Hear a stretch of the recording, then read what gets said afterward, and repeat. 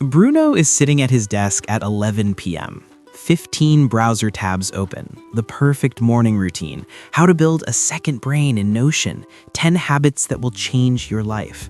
His $40 aesthetic planner sits untouched since January 4th. 3 highlighters are still in the packaging.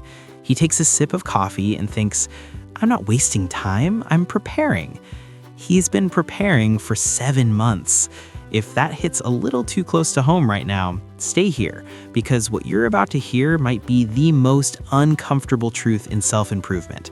The thing that's supposed to fix your life might be the thing that's breaking it. Let's start with what nobody in the self-improvement world wants to admit. This industry is worth over $48 billion globally. Billion with a B, and it keeps growing every single year. Not because people are getting better, but because people keep coming back for more. Think about that. If self-help actually worked the first time, there wouldn't be repeat customers. But the business model depends on you watching the next video, buying the next book, downloading the next app. You're not the student, you're the subscription. And here's why your brain falls for it every single time. Stanford professors Jeffrey Pfeffer and Robert Sutton spent years studying why smart people fail to act on what they know. They called it the knowing-doing gap, and their conclusion was brutal.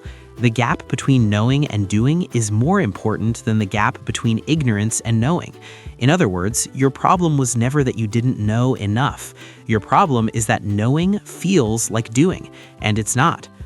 Your brain releases dopamine when you learn something new, not when you do it, when you learn it. So watching a video about waking up at 5 a.m. gives your brain almost the same chemical reward as actually waking up at 5 a.m. Your brain got the paycheck without doing the work. Why would it ever let you leave the couch?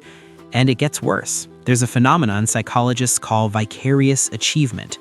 When you watch someone like David Goggins wake up at 4 a.m., jump into ice water and run 20 miles, your brain feels a strange sense of accomplishment, as if you did it. You didn't. You were lying in bed under a warm blanket watching someone else suffer, but your brain gave you credit anyway. It rewarded you for spectating. That's how broken the system is. Dr. Anna Lembke, a Stanford psychiatrist and author of Dopamine Nation, puts it even more bluntly. She says endless self-improvement content is just another form of low-grade digital drug. You're not getting better, you're getting high on the idea of getting better. And like any drug, you need more and more to feel the same hit, which is why you never stop scrolling, never stop buying, never stop learning. And you've seen this in your own life. You just never had a name for it. You spent an entire weekend building the perfect Notion dashboard, habit tracker, progress bars, color-coded categories, and haven't looked at it since. 14 hours of design, 0 hours of doing what the dashboard was supposed to track. You bought a $40 planner in January 1st, wrote in it for 3 days with perfect handwriting, then shoved it in a drawer the moment you missed a day, because once the aesthetic was broken, the whole thing felt ruined. The goal was never productivity. The goal was the Instagram photo of productivity. You listened to a 2-hour productivity podcast at 1.5x speed while doing dishes, felt like a genius afterward, and applied exactly 0 of it to your actual life. You absorbed Andrew Huberman's dopamine protocol through your earbuds, and then immediately picked up your phone to scroll TikTok for 40 minutes. You signed up for 4 Udemy courses on Black Friday because they were $14.99 each. You watched the orientation video of 1, the other 3 are still sitting in your account like digital tombstones. But hitting that Enroll Now button felt so good, because your brain couldn't tell the difference between buying the course and completing the course. The dopamine was the same. You lay in bed at 10 a.m. watching someone's 5 a.m. morning routine, green juice, yoga, journaling, and somehow felt like you'd lived a productive morning. Then you went back to sleep. You decided to start running, but instead of putting on your old sneakers and jogging for 10 minutes, you spent 3 hours watching videos about midsole foam density and heel drop angles, comparing 15 different running shoes. By the time you found the perfect shoe, you were too tired to run. Research became the shield you hid behind to avoid the pain of actually starting. You downloaded Todoist to organize your life, used it for 2 weeks. Things piled up.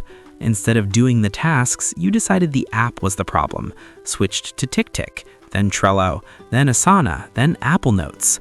5 apps later, the tasks are still undone, but setting up each new system felt productive.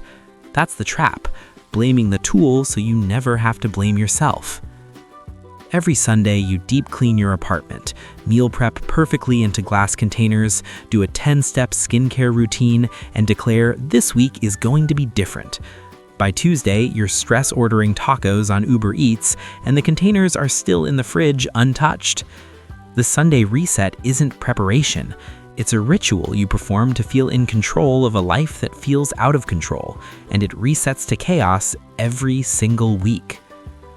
James Clear, the author of Atomic Habits, has a name for all of this. He calls it the difference between motion and action. Motion is buying the running shoes.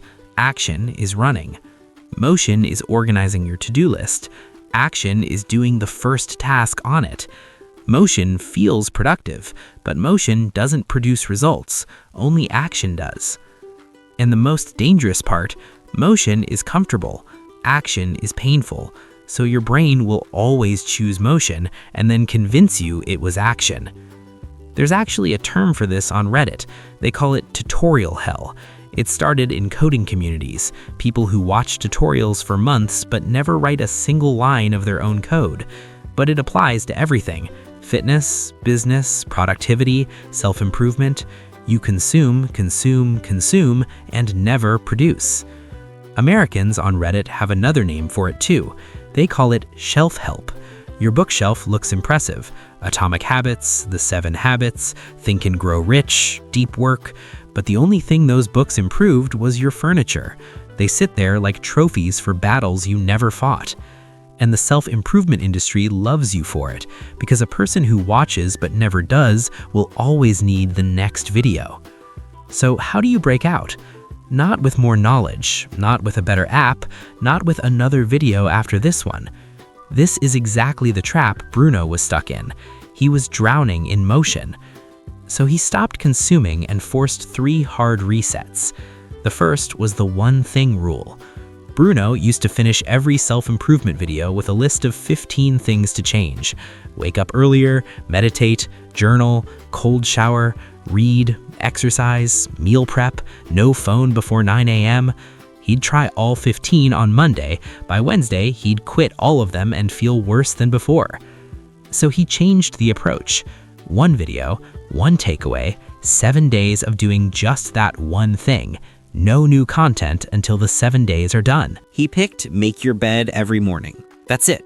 Not glamorous, not impressive, but after 7 days, something shifted. He'd actually done it. Not planned it, not saved a video about it, done it. And that tiny proof of follow-through gave him more confidence than 100 hours of podcasts ever did.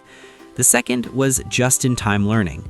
Bruno used to learn just in case. He'd watch videos about email marketing before he even had a product. He'd study advanced photography techniques before he'd taken his first photo. He was hoarding knowledge for a future that never arrived. Ziggy was the same way.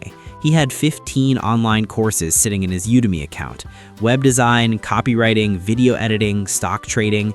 He told himself he was building skills, but he hadn't started a single project. He was collecting courses like trophies, proof that he was going somewhere even though he hadn't moved. Then Ziggy tried something different. He deleted his bookmarks, he closed the tabs, and he started a project, a simple 1-page website for a friend's small business. No tutorials first, just start. When he got stuck on how to embed a contact form, he searched for that one specific thing, learned it in 10 minutes, applied it immediately, moved on. That's just-in-time learning. You don't learn until you hit a wall. You start first. When you get stuck, and you will, that's when you search for the answer, not before. The information sticks because you need it right now, not because you might need it someday. The rule is simple. Act first, learn second. The third was the consumption audit. Bruno wrote down every piece of self-improvement content he consumed in 1 week. Every video, every podcast, every article, every saved Instagram post. The list was 23 items long. Then he wrote down how many of those he actually applied to his life. 0.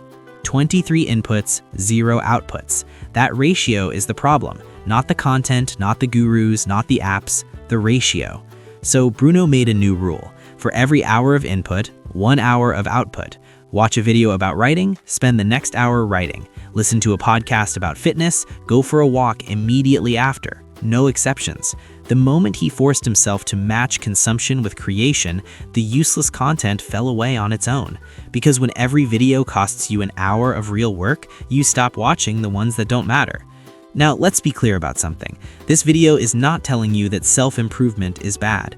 Learning is not the enemy. Growth is not the enemy. The enemy is the illusion of growth. The enemy is consuming so much advice that your brain thinks you've already changed when nothing in your actual life is different. The enemy is motion disguised as action. So here's what you're going to do. Not tomorrow, not next Monday, right now, after this video ends.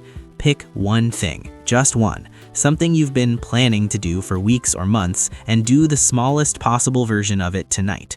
Not perfectly, not beautifully, badly if you have to, because a terrible first draft is worth more than a perfect plan that never leaves your head. And ask yourself this, a year from now, will you be someone who watched or someone who did? Sources are in the description.